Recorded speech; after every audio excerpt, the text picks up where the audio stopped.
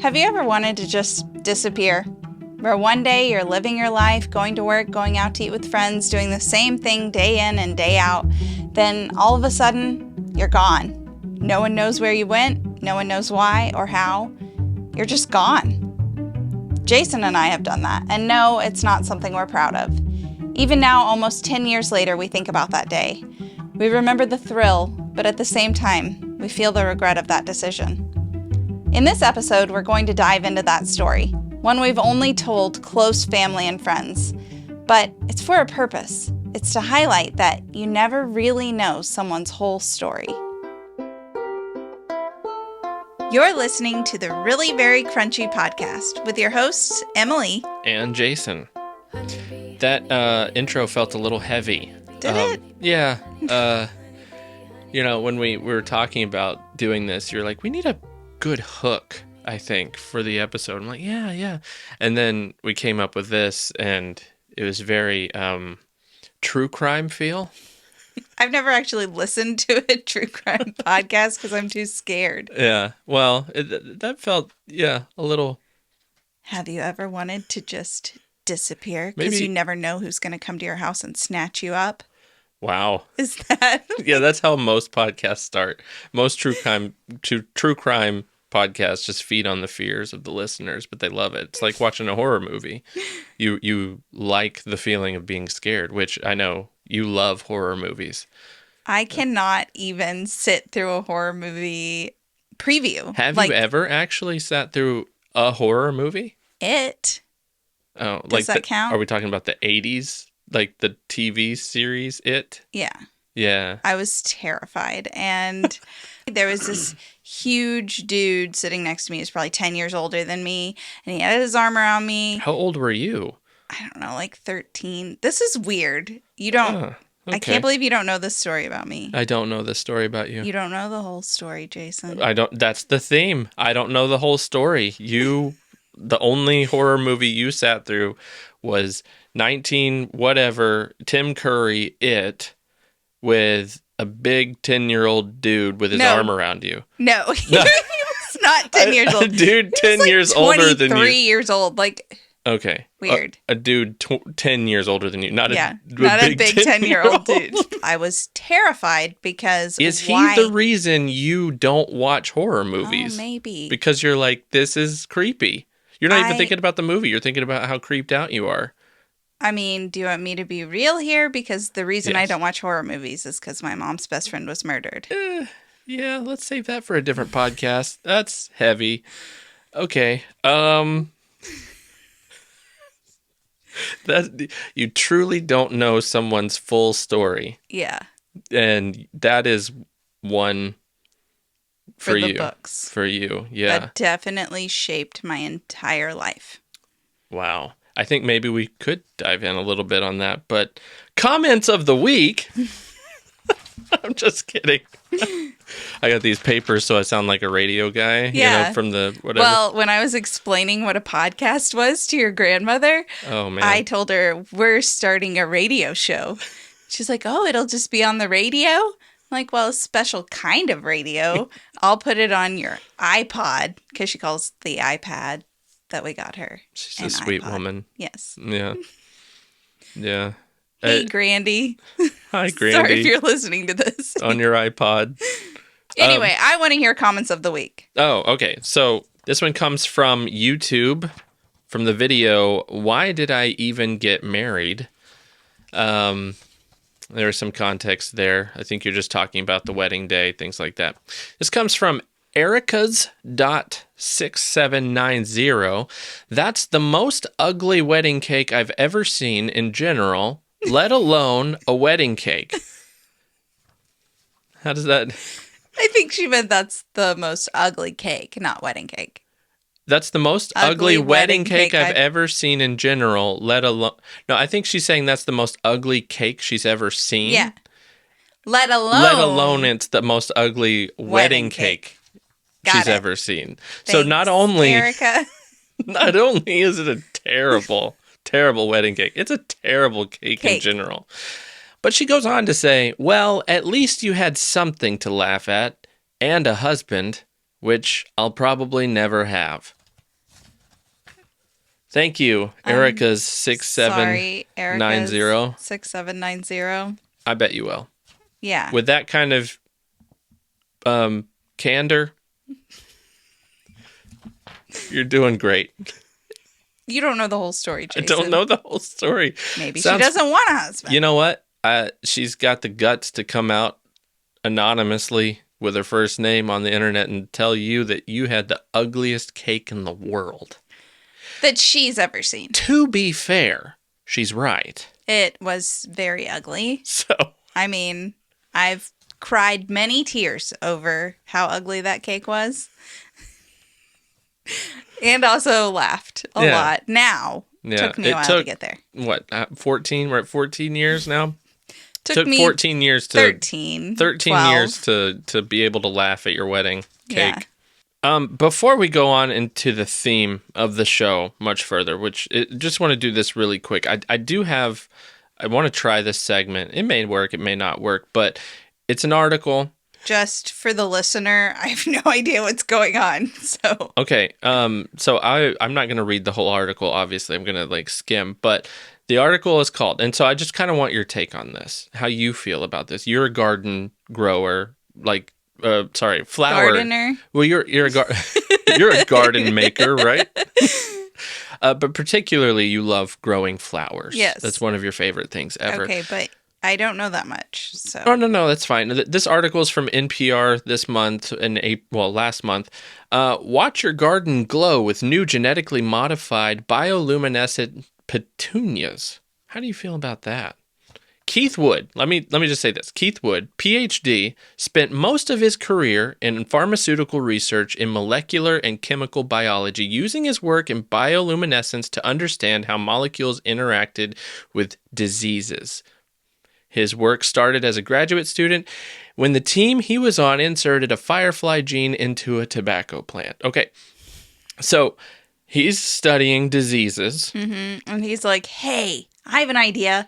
Let's put a firefly gene into a tobacco plant. Well, okay. But maybe he's trying to experiment on, I don't know, how to prevent diseases. I don't know what he's doing, right? But with fireflies. Maybe.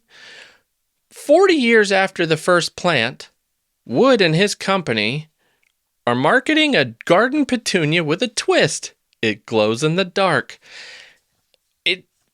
To me, it seems like he missed the mark a little bit on what was originally a endeavor to cure diseases. Mm-hmm. He has a glowing petunia.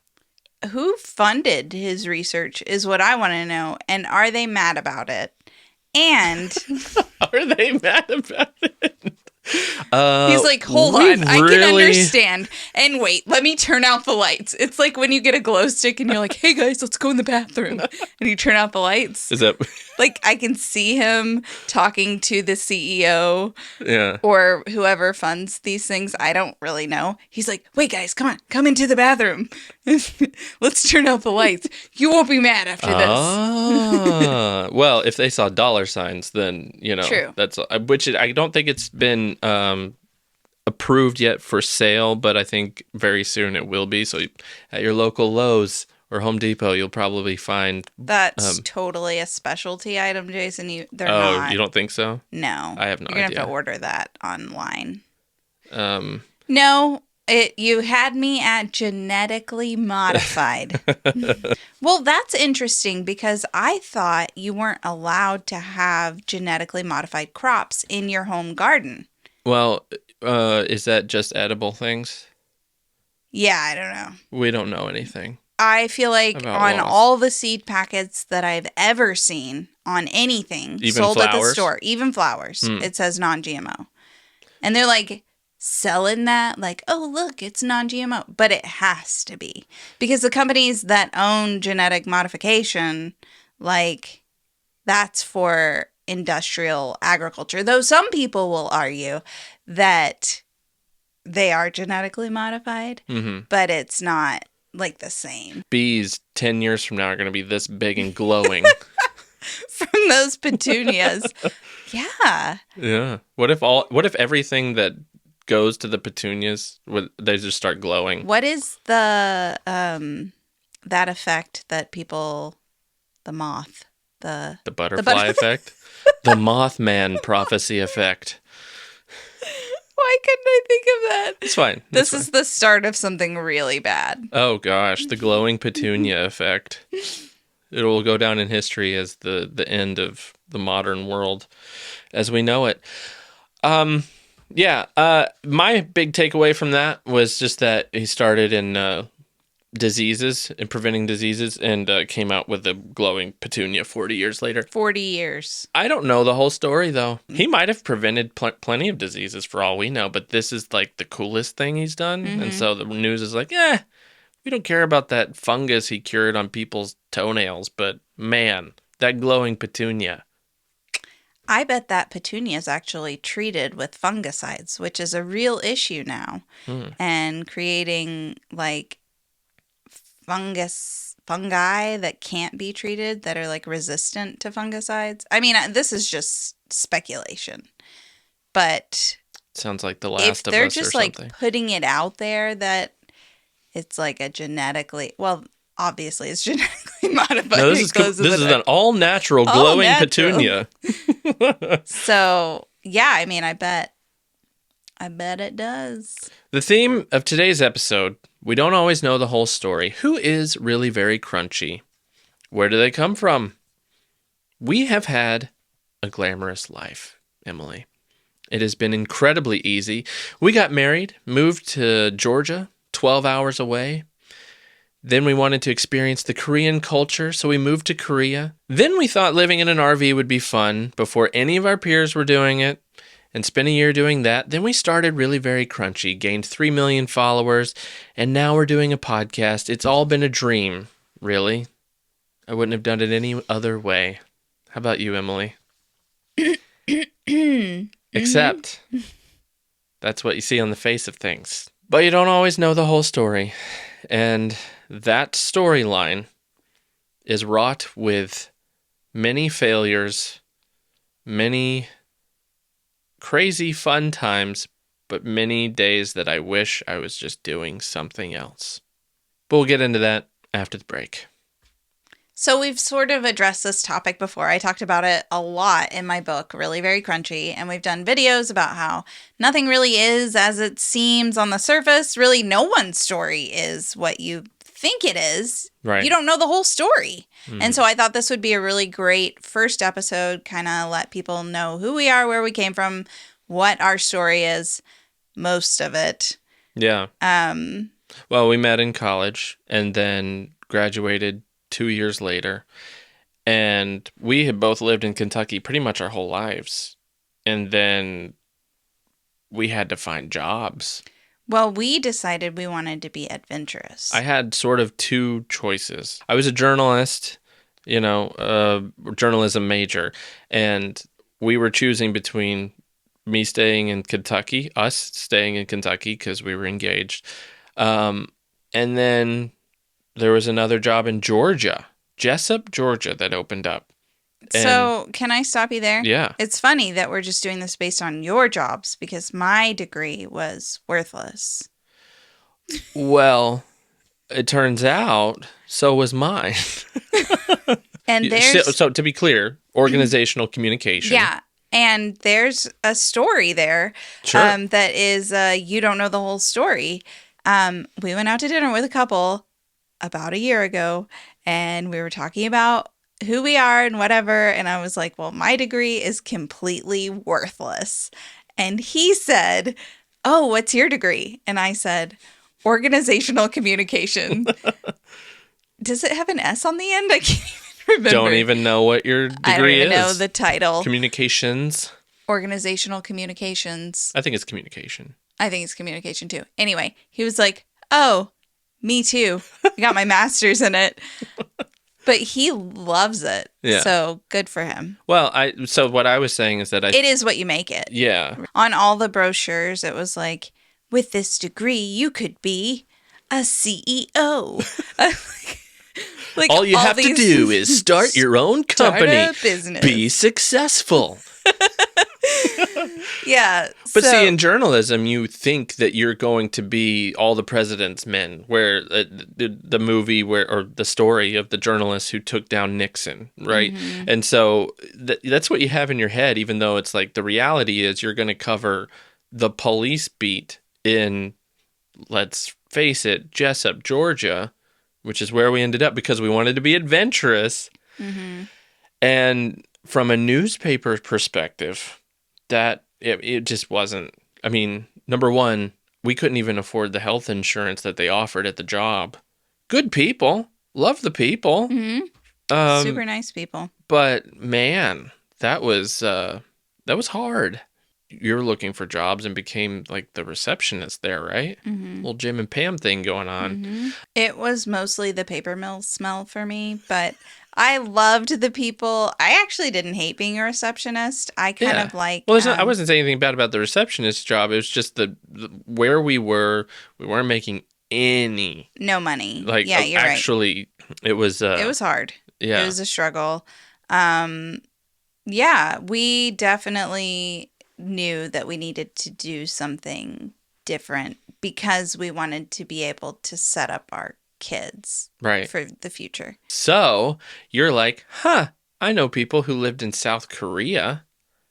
I want to do that. Mm-hmm. And I was like, okay, whatever, sounds great. And how many months later, and we were in South Korea? So I was at the 1 month. I was at the newspaper job for 6 months, and then you get the idea of going to Korea, and then a month later, we're there. Had never even honestly looked at Korea on a map. Yeah. And so didn't know anything. Right. And I mean, I knew where it was, obviously, in Asia. Like what I say, I haven't even looked at it on a map. I know. I mean, it was on the southern tip of Africa, and it was just, what is this Korea place? I had a little bit of expectations, but really didn't know anything. Didn't know anything about their culture or their language or... Which, learning abroad was something you always wanted to do. Yeah. But never really got a chance to. I did not have enough money to do so. Do you think that's kind of what fueled the desire to do the Korea thing? Is because you didn't get to do the Learn Abroad program? Yeah. And I guess I sort of was like, okay, we're in this pretty dumpy apartment. Sorry, Jason. I know you picked out that place. I mean... We're eating Stouffer's every single meal. What is going on? What are we doing here? Let's do something. Like, what do we have to lose? Actually, nothing. Because the little stray cat that we found ran away. So we had nothing. We named that cat Hot Dog. Never know the whole story. I wonder what Hot Dog's doing right now. Dead. Maybe not. Cats can live for a long time. Okay. You just keep that hope alive. Well, Hot Dog, if you're listening to this, we still love you. How many people are we going to address during our podcast recording? If you're listening to this. So far, we have Grandy and Hot Dog. So I'm sure there's many more to come. So Korea, we end up there a month later. It's so amazing. That's mega adventure. Yeah. And it's like the trip to get there. And then the first day, a complete nightmare. Yes. 24 hours of traveling. At least. It may have been more. And then our co-teacher picks us up and doesn't really speak English. Which is fine. Is fine. Yeah. But we're trying to tell her, like, yeah, hey, we're ready to head back to the apartment that we haven't seen. And yeah, we know nothing, like where we're going to be staying, what the accommodations are going to be. I mean, we get there. I don't know if you're about to get here to this part, but after all this traveling. We have our suitcases and everything, and she decided to take us out to eat. So remember? Nice, though. It was sweet. But young me, if you're listening to this, thank you for taking us out. It was the immediately most after. Korean restaurant I had ever. Even when I lived there, I never even ate at a Korean restaurant as Korean as this restaurant. When you go from 24/7 Stofers Yes. to authentic Korean, it's a little bit of a shock. We're talking like fermented lotus Yeah. and kimchi. After and, not sleeping for like 30 hours. Yeah. Yeah. And I'm like, I am a really adventurous eater and I really love trying new things. But when you're that tired, you can't make yourself eat squid tentacles. No. Like, I still haven't been able to get myself to eat squid tentacles. I grew to love them. I loved those little squid patties they made and had all the little tentacles sticking out. I actually think Korea sparked an adventurous eating for you. That, I mean, you probably always had it more than I did by far, but that seemed to spark like, I'll try anything. I'll try anything. And like it. Yeah, very nice thought. Okay, but then she took us to the school and gave us a little tour. Yeah.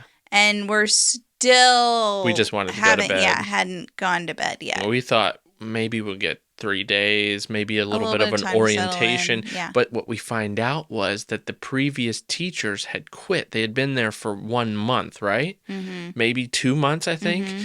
And we didn't know this, but they had quit in the middle of their contract, went back home to either US or Canada or whatever, and we were their replacements. So that's important for later. Everybody's a little ticked off. Really angry.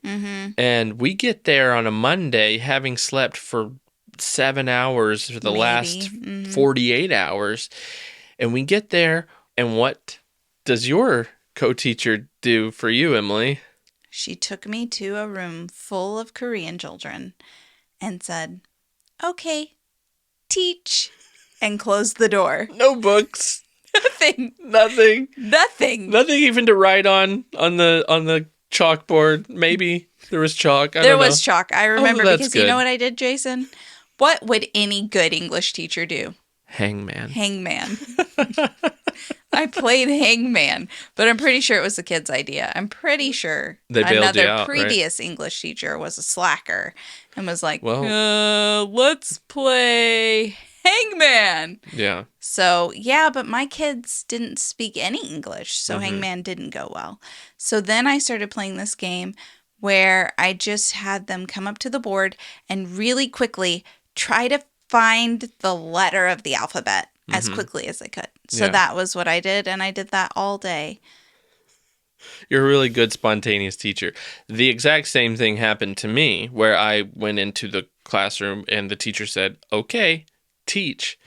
And that is where your bitterness, your seed of bitterness was sown. And I Probably in that moment. Probably. And then you just watered it, Jason.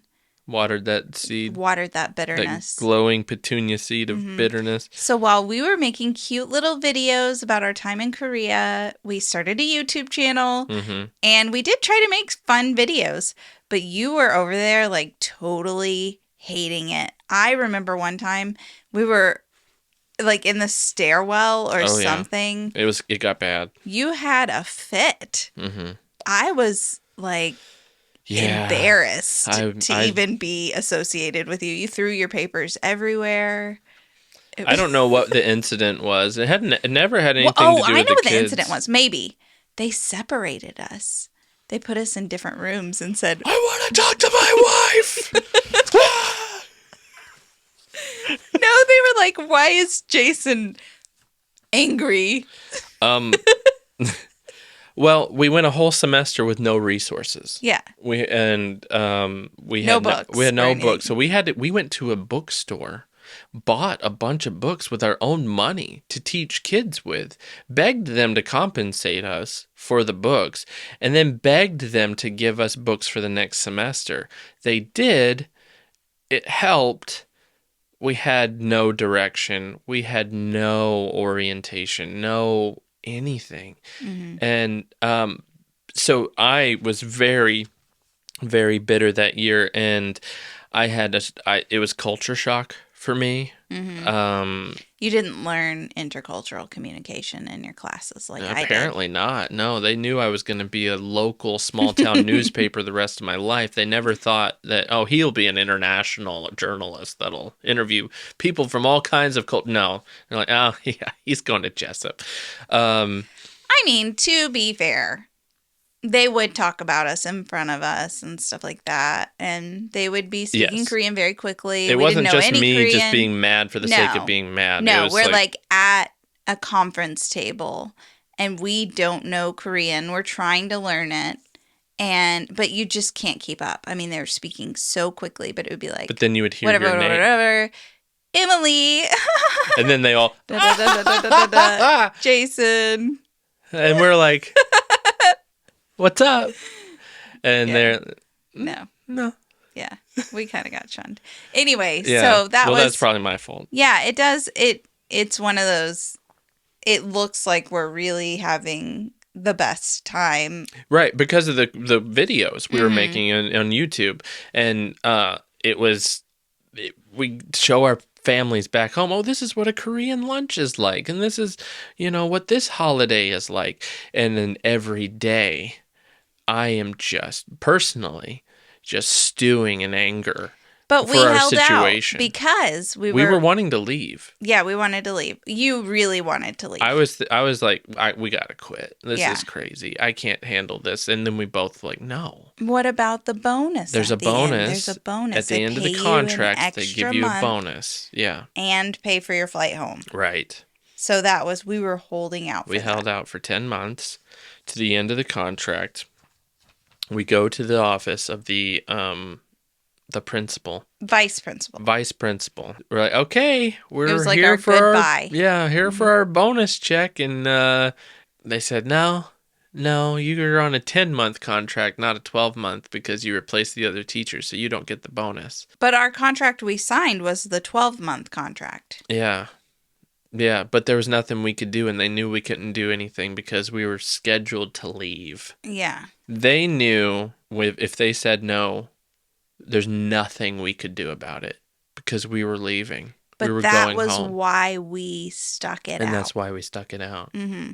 And I told myself, after a bit of a argument, which didn't get more than an argument, but because it just ends with a lot of "I'm sorry." I vowed that would never happen to me again, which is important for later. When we mentioned this disappearing thing. Wait till we get to 2016. So it was a horrible year. But let's not forget the silver lining in that year. We got a present or a package in the mail. That's true. On Christmas morning.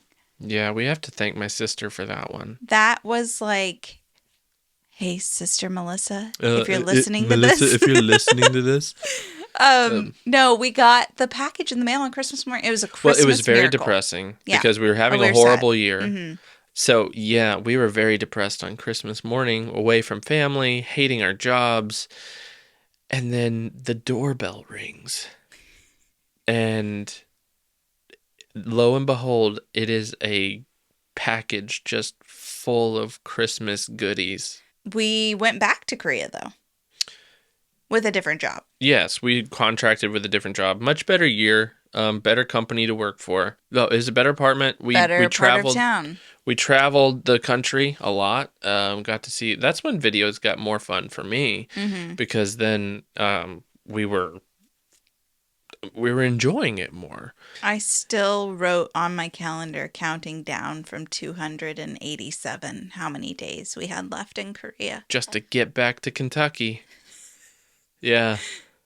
And go back to journalism? That wasn't was that the plan at the time? We had no plan.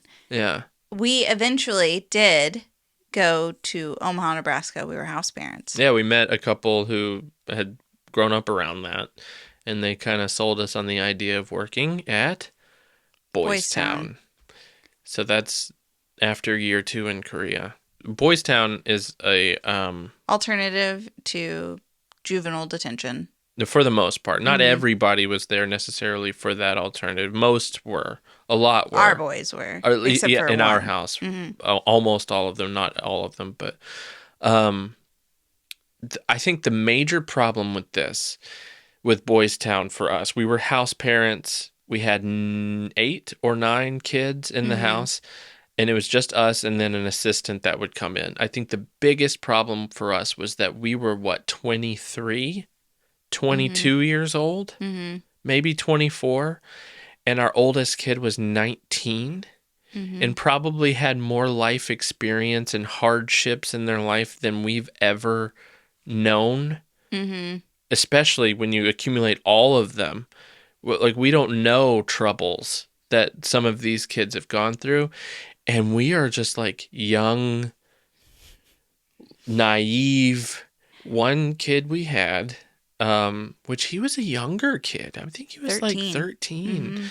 He beat up, he was out of our house. We got him out of our house because he was constantly threatening me. Constantly threatening me. And so it was scary. We finally were like, he can't be in our house anymore because all I'm doing is dealing with this kid.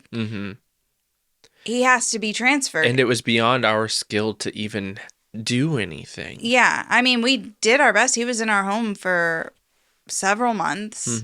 He had an issue with me. And, but now, like, I feel sort of responsible for what happened. They sent him to the next home, and that guy had some issue with his ankle or something. Like, his ankle was broken. His new family teacher, his new, like, house parent person. He ended up knocking him down and beating him up. He blinded him, right? The house parent was holding his newborn baby. Yeah. Oh, he didn't have crutches? Well, he did have a broken foot. Okay. And so I don't know if he had a crutch or just or two, but he was holding his newborn baby. And this kid that was in our house went up to him and just, I mean, I'm sure there was some sort of a confrontation to start it or whatever, but then he just started wailing on him. You said he blinded him? I thought he blinded him in at least one eye. Temporarily. I don't know if permanently or not, but it was bad. Bad. I think that got him kicked out of the whole program. I can't remember, but I'm personally just glad it wasn't you, because it could have been. I feel really bad that happened to the next person. I'll just speak for most men. Like, I think even he would say, like, well, I'm glad it wasn't you. Yeah. I mean, and he didn't hurt the baby. Right. He didn't hurt the baby, thankfully. My goodness. But that's the kind of place, like, I really think you have to have had kids or worked around kids to, even just having your own kids. We have a 6-year-old. That's way more experience than we had dealing with any other kind of kid like this. I mean, yeah, but that experience has helped prepare us for being parents. I think so. Because we learned a lot of, like, behavior modification and teaching methods. I think it was a very valuable place to be, a very valuable learning experience, and one of, again, worst years of my life.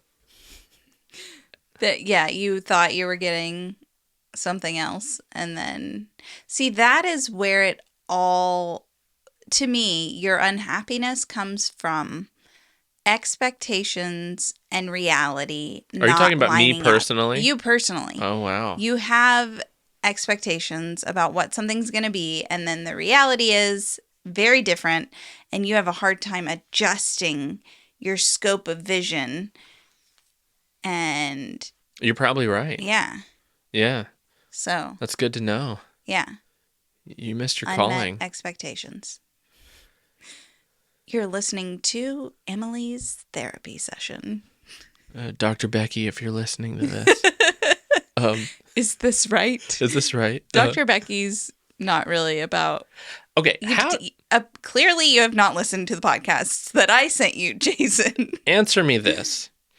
How do you think Dr. Becky would do with the kids that we had How's it holding up? How's she holding up, in your opinion? Are you allowed to say this? Dr. Becky shoots it straight. I mean, she's Yeah. like, I think she would do great, actually. And they have methods and there are scripts, and she's all about scripts. She gives a lot of scripts. So it's actually been a while since I've listened to her, but I think she would be an excellent house parent. I thought you were going to say something like that. And as you were talking, it kind of went through my head what I have seen of her stuff. She would probably be the best house She'd parent probably be there. the best house parent.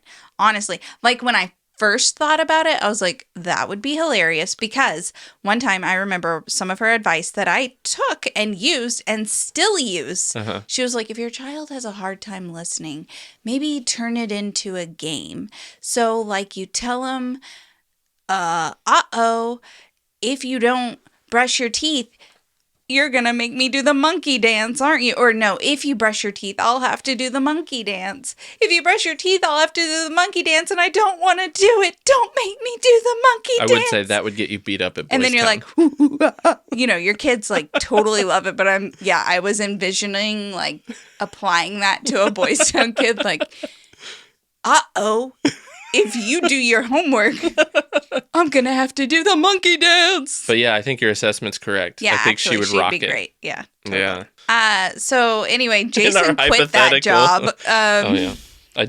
I did quit. And you became, I stayed a year. I stayed till graduation. Yeah. Of our kids that were seniors. We saw them out. Yeah. There was restructuring of homes anyway during that time. It was a good out. It wasn't just like I'm out. I'm not like, yeah. No, you saw it to completion, but we still needed money. Mm-hmm. So I stayed. You stayed on as an assistant at Boys Town, and I stayed home and wrote. And so we saw one of those X-Men movies about Japan, where Wolverine's in Japan, and you're like, hey, we should live in an RV. No. I don't understand. No. That's not what happened, Jason. We saw it, and I was like, hey, we lived in Korea for 2 years. We should move to Japan. And then you were like, heck no, I'm done. Yeah. No, I did not really enjoy that. Emily, stop. And I was like, why don't we sell everything we have and move into an RV? Let's do that instead. And you were like, oh, okay. Yeah. Yeah. We did that for a year, traveled around the whole United States. And I would say there were probably 10 to 15 days that were incredible in that year. The rest of it you didn't really like? Not that I didn't like it. The rest of it was... This is news to me. I didn't know the whole story. The rest of it was just kind of boring. It was a little boring at times. Definitely. We watched so much TV. Yeah. We could have been... We lost years. Yeah. In that year, we lost years. Yeah. Yeah, I mean, you're right. And it was definitely kind of like, what are we doing? Because in order to be able to pay for our spot, we did like a work exchange program. So we would work for the campground so that we could park there for free. It's called camp hosting.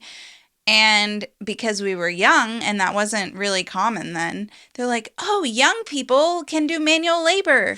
So we were not like taking tickets at the gate. No. We were shoveling fire pits and mowing and cleaning bathrooms, cleaning campground bathrooms. Yeah, that's like you think rough. It's bad to shower at a campground, be the one to clean the shower. That's bad. Yeah. It's really bad. That's probably why it's not very clean, because they walk in and they're like, nope, nope, not doing that today. This. I did though. Of course Such you a did. people pleaser. Yeah, except when it comes to me. I had people like knock on our RV at 1 a.m. wanting firewood, and you're like, no, we stopped sales. And I'm like, how many? I'll deliver to your site. You like put out the sign, open for firewood. I did start someone's fire more than once. Really? I helped somebody set up a tent. Wow. That's going above and beyond. Yeah. Yeah. Maybe I would have had a better time if I was a nicer person. Maybe that's the theme. that just be nicer and you'll enjoy your time more. Life, if you're listening to this. Life, if you're listening to this, be kinder to people. I'm not trying to put down the RV life. It was really, really cool. It opened up a lot of neat experiences for us.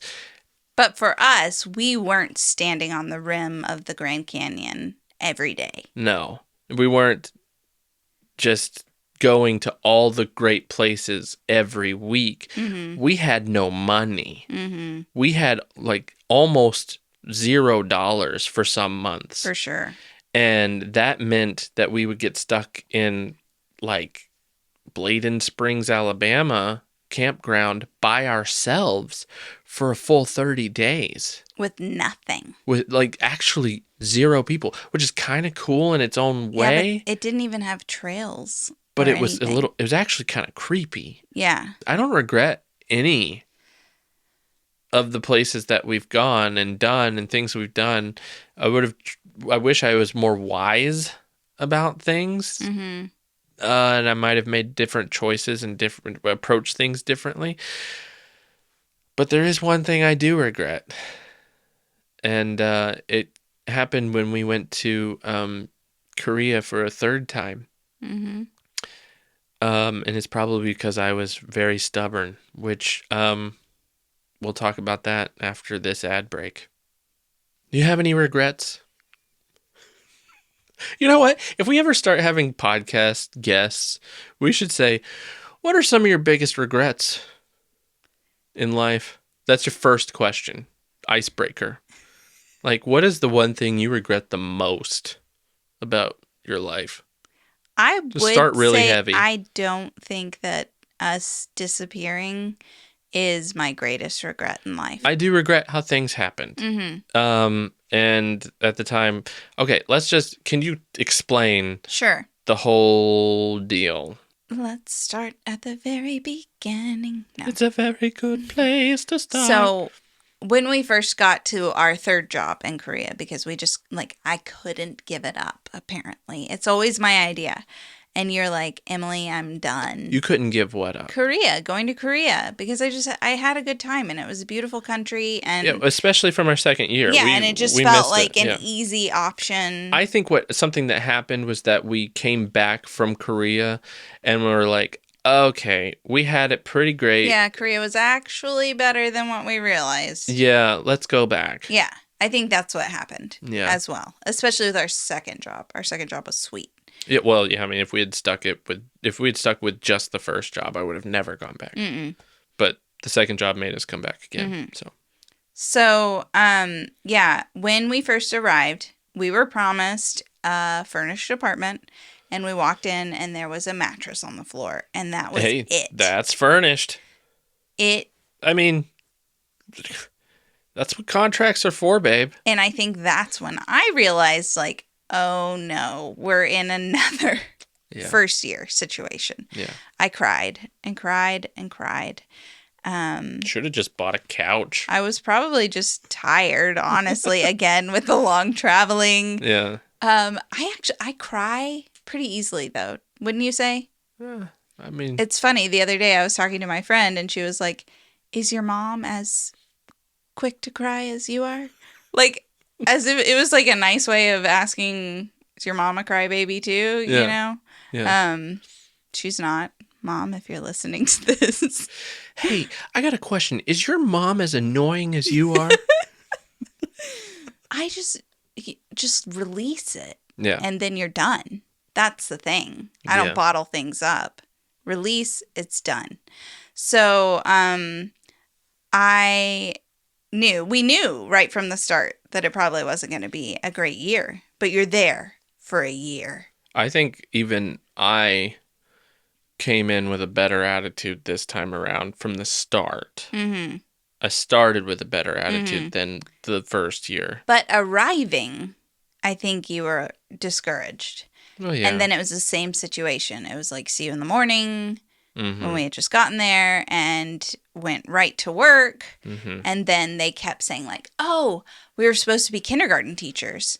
And that was the reason we took this job over other jobs was that's pretty fun. Oh, yeah. And Playing they're with super adorable Yeah. little Korean children all day. But then they're like, oh, you're going to be a teacher, but you're also going to have this afternoon academy thing, which was like our previous jobs. It was daytime or nighttime, one or the other.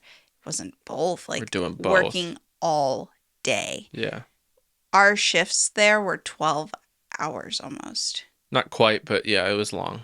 It was a long day, 5 days a week. And then, yeah, because we had to ride the bus.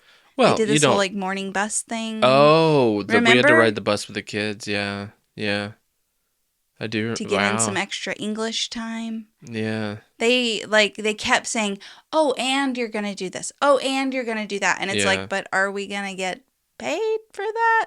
No, they're just like salary, they kept tacking it on. Yeah. So then we were kind of tired of them adding and adding and adding and not giving what they promised. And I started having this weird, like some weird health symptoms while we were there. This may be like where my crunchy journey really, really began. It might have been the seat up. Well, I mean, you really kind of started towards the RV where you met Vicky from your book. Yeah. So, yeah, you're right. I was like the food that way. Mm-hmm. But I was having all these weird health symptoms. And so I was trying to go to different doctors, get things figured out, but the language barrier was really difficult and I couldn't figure it out. And I was like using a co-teacher to go with me. And like one of the appointments was even an intimate appointment and she was in the room.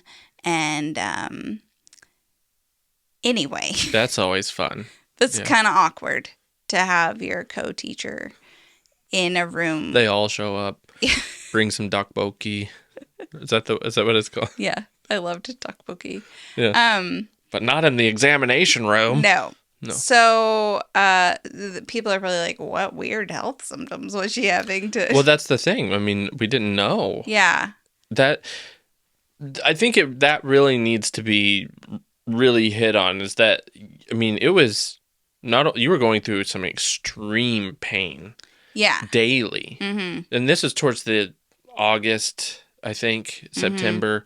You were in extreme pain daily. Mm-hmm. And on top of that came extreme anxiety. Because of the pain. Really, sort of. Because I'm like, I can't figure this out and I don't know what's going on. You're also getting mixed messages, too, because somebody was telling you this is very serious and somebody else is telling you this isn't a very serious thing. And you're relying on your co-teacher to tell you about your health. And we weren't getting any answers for weeks at a time. And it got your mental state, I would say, got to a pretty dark place in terms of just it consumed you. And there was nobody to help us. There was no help. We couldn't get help. And so we made a plan.